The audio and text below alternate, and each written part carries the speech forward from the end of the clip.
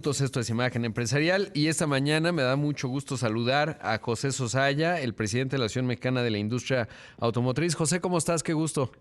Muy bien, Rodrigo, muy buenos días y muy feliz año. Feliz año también para ti. La última vez que te vi fue en Tlaxcala, en un foro automotriz, y Así me es. dio mucho gusto. Oye, ¿cómo cierra, José, el 2022? Finalmente ya tenemos los datos. Por ejemplo, la producción creció 9% en comparación anual, 2022 contra 2021, que fue un año, el 21, por supuesto, eh, pues de problemas en el abasto de microprocesadores. Se vivió toda esa situación. Tema que el año pasado me decías no se ha resuelto del todo, pero bueno, ha mejorado bastante y la exportación creció 5.8%. ¿Cuál es el estado de este importante sector? Bueno, pues como ves, se ve un moderado avance con respecto al año 2021, pero lamentablemente no alcanzamos todavía los números prepandemia. Nosotros creemos que esto sucederá quizá en el 2024, por ahí 2025. Sin embargo, pues hemos visto que hemos estado sujetos a vulnerabilidades no esperadas, desde luego iniciando con la pandemia, pero pues posteriormente el tema de los microchips y luego la guerra de Ucrania y Rusia. Todo esto son factores que afectan, ni hablar que también la inflación, los problemas logísticos, todo esto afecta al sector automotriz de una o de otra manera. Confiamos y vemos con optimismo este año, pensamos que vamos a dar un brinco mayor todavía y esperamos que así suceda. Claro, y bueno, está en el escenario, evidentemente, viendo los datos, que además está espléndido cómo despliegan la información ahora, pues el 77% de las exportaciones se fueron a Estados Unidos, que ahorita te pregunto del ángulo TEMEC y la reunión que está ocurriendo entre los tres líderes, también el de Canadá, que es nuestro segundo mercado de exportación, 7.1%, pero considerando que Estados Unidos parecería que va por lo menos a una desaceleración, por lo más quizás a una recesión de algún tamaño, eso haría pensar que la demanda de vehículos pues será menor y por lo tanto eso puede afectar las exportaciones. ¿Cómo juega eso, ese ángulo económico en términos de los números que van proyectando? Pues sí, mira, eso es algo que no está todavía asegurado, confirmado que va a suceder. Se habla mucho de esa desaceleración y por lo tanto en mi comentario previo no lo consideré, más bien me refería a ese optimismo a que el tema del suministro de microcomponentes mejorará este año y más hacia la segunda mitad, y entonces eso nos daría la posibilidad de no limitar algunas ventas como ha estado sucediendo o retrasar las mismas, ¿no? Si se viniera esa desaceleración, bueno, sería otra afectación más que nos pondría en posición pues también no muy favorable. Claro. Y ahorita que estamos viendo, por ejemplo, ya en los datos de diciembre, en términos de que pues ya no están acumulando tanto inventario, ¿cómo está comportando, digamos, ya en la parte más granular? Si se empieza a anticipar que allá pues ya están previendo más cautela o cómo está funcionando. Bueno, el acumular inventario se puede dar cuando tienes producción de sobra, ¿no? Ujú. Y aquí, pues lamentablemente, como lo platicamos, no ha habido producción de sobra por la falta de microcomponentes. Entonces, por un lado decimos afortunadamente tenemos más demanda, pero por el otro lado, pues no es nada conveniente el limitar la demanda por una falla de producción, ¿no? Entonces, creemos que el comportamiento va a seguir un ritmo de moderado crecimiento este año todavía, y eso, te reitero, es lo que nos da el optimismo. Claro. ¿Qué tanto este tema del nearshoring o esta necesidad que tiene Estados Unidos de tener cadenas de suministro más resilientes está influyendo positivamente en las inversiones y en la producción que vemos en México, entendiendo que una de las ventajas comparativas y una de las fortalezas que ha desarrollado México en las últimas décadas, pues es justamente el sector automotriz? Pero ¿qué tanto si todavía hay espacio ahí y se ha generado el mismo en 2022 y prevés 2023? Justo la semana pasada con la secretaria de Economía lo platicamos en una reunión que tuvimos, y efectivamente sí hay mucho espacio todavía para el nearshoring, atraiga mayores inversiones hacia México.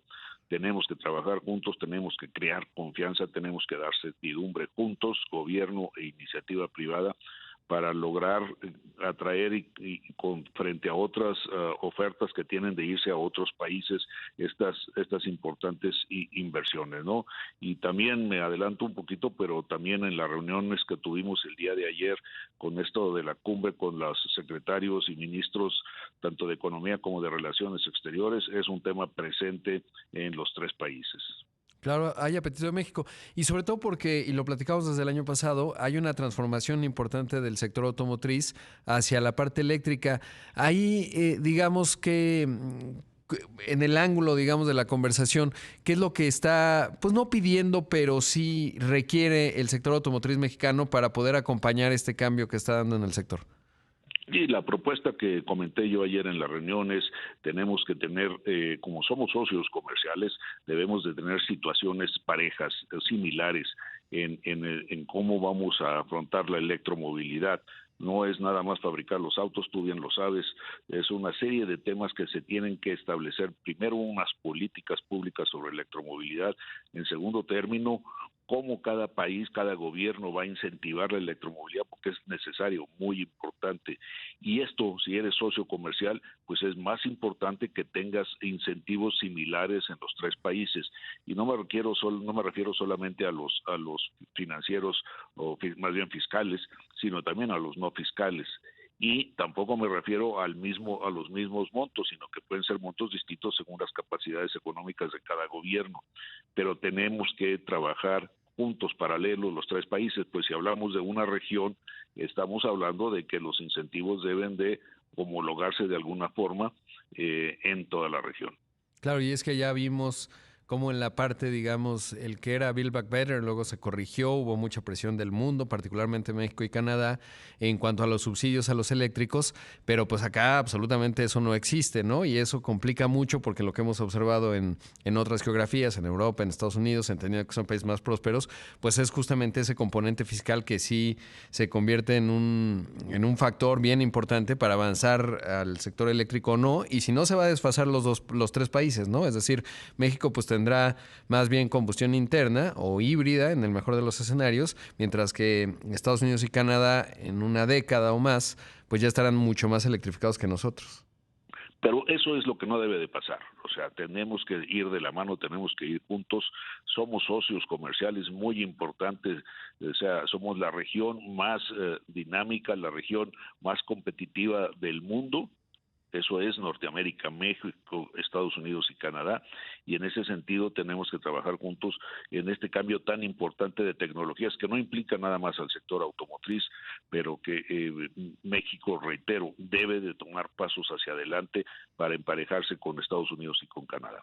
Claro, y sobre todo, pues el otro gran tema que forma parte permanente de la discusión automotriz es pues que México pudiera alcanzar más su potencial, porque si vemos países demográficamente grandes como nosotros, casi 130 millones de habitantes, y la venta de vehículos en el mercado doméstico pues, está muy por debajo de lo que podría ser, ¿no? Antes el contrafactual era Argentina, pero bueno, pues ahí hay todavía mucho espacio y eso, como bien mencionan, tiene que ver con infraestructura, con poder adquisitivo, con financiamiento y una serie de condiciones.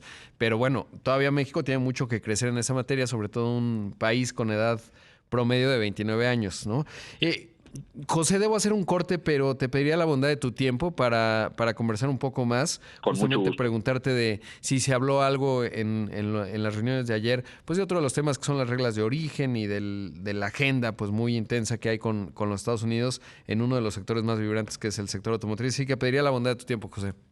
Con mucho. Esta mañana le agradezco mucho a José Sosaya, el presidente de la Asociación Mexicana de la Industria Automotriz, que esté con nosotros. Y José, pues ya nos planteabas parte de lo que ayer decías en el contexto de esta visita tanto de Estados Unidos como de Canadá a nuestro país, de sus líderes, por supuesto, en el contexto de la agenda trilateral en el sentido amplio, en donde se incluyen temas de seguridad, en temas de migración, pero por supuesto también los temas económicos, en donde el sector automotriz yo creo que es un gran testimonio del éxito que ha tenido la región y particularmente México en pues estas áreas de fortaleza, porque cuando entró en vigor el Telecan en ese entonces, o el TLC se llamaba entonces, pues nadie anticipaba que México iba a ser la potencia en la que se ha convertido en el sector automotriz, y creo que eso es clave.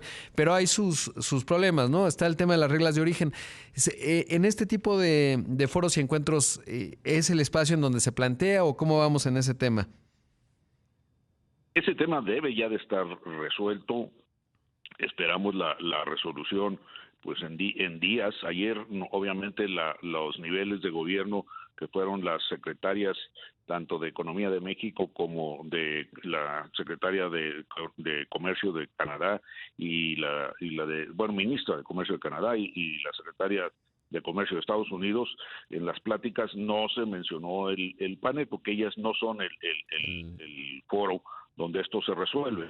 Esto, como sabemos, está en el famoso panel, que es el que tiene que emitir resolución. Sin embargo, yo puedo comentarte que vi una gran colaboración entre las tres secretarias, las dos secretarias y la ministra, que se ve que hay una relación de trabajo muy intensa y de mucha confianza.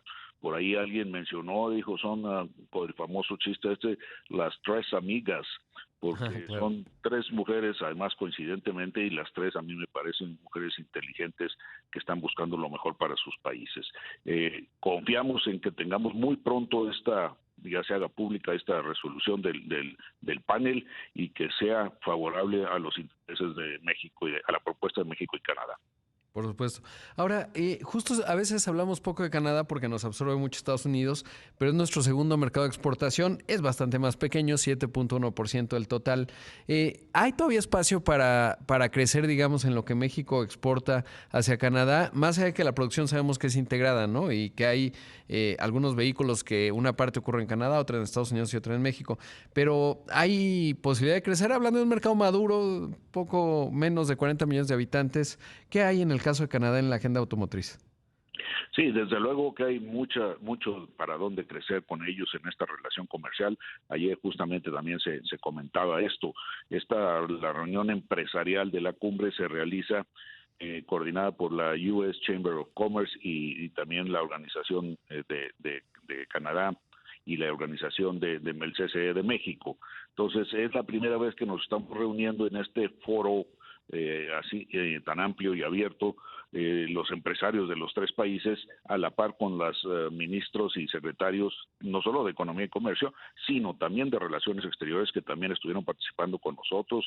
Tuvieron también el embajador de México en Estados Unidos, el nuevo embajador de México en Canadá, la embajadora de Canadá en México, el embajador de Estados Unidos en México y hasta el embajador de Estados Unidos en Canadá estuvo ahí también. En fin, creo que se habla de una gran coordinación de autoridades y ahora también de empresarios buscando cómo acrecentar lo que el TEMEC nos ofrece y los beneficios del mismo para que estos, y eso se habló mucho ayer, lleguen a la población, que la población sienta este acuerdo me está dejando beneficios a mí en lo personal, con un mejor trabajo, con un trabajo para mi familia, etcétera. Claro. Y ya con eso cierro, digamos, las preguntas que te quería hacer, José. ¿Cuántos empleos directos e indirectos genera el sector automotriz en México? Mira, empleamos casi 980,000 de empleo directo, lo cual beneficia también de manera directa a aproximadamente 3.5 millones de familias. Indirectamente también se habla de 3 y cacho millones de empleos, pero lo que es también muy interesante es que los sectores que tocamos a través de todos aquellos que nos prestan servicios y etcétera, estamos hablando de que el sector automotriz toca más allá de 30 millones de mexicanos en beneficios. Esto es impactante, ¿no? Y esta importancia del sector en la relación de los tres países fue uno de los temas obviamente más relevantes el día de ayer en estas pláticas. Claro, testimonio de un éxito y de un reto también por delante. Gracias, José, te agradezco mucho la entrevista. Rodrigo, siempre un gusto, fuerte abrazo. Abrazo fuerte. Ahí escuchamos a José Sosaya, el presidente de la Asociación Mexicana de la Industria Automotriz.